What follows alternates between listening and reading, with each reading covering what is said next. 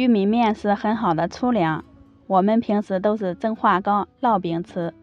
今天给大伙分享一个用玉米面做的水烙馍，又薄又软，凉了也不容易硬。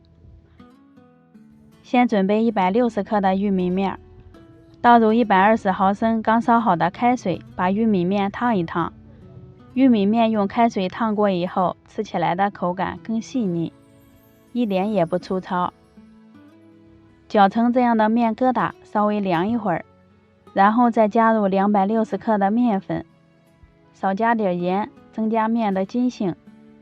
先将面粉和玉米面混合均匀，再荤次加入130毫升的热水和面，热水的温度保持在50度左右，搅拌成面絮状，再下手揉成面团。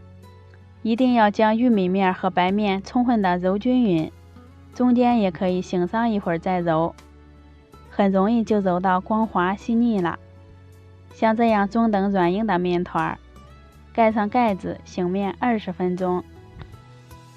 醒好的面团不用揉，直接搓成长条，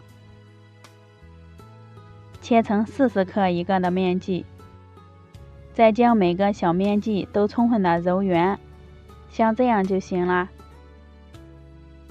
用保鲜膜盖住，防止表皮烘干。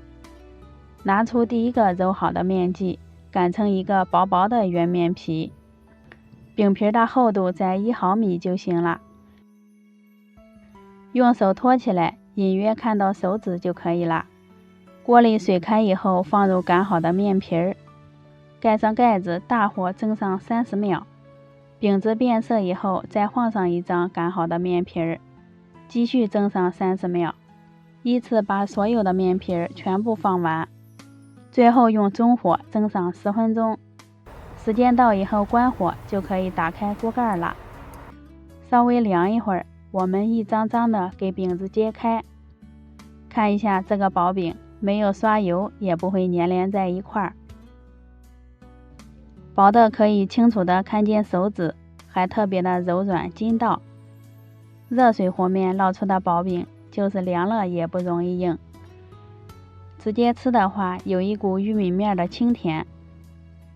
也可以刷上喜欢吃的酱料，放上生菜叶、切好的黄瓜条、1颗小葱、煎好的火腿肠，从一头卷起来就可以开吃了。咱们的玉米面水烙馍就做好了，全程不用一滴油，粗粮细做，营养健康又美味，可以卷上自己喜欢吃的任何蔬菜，做法也很简单。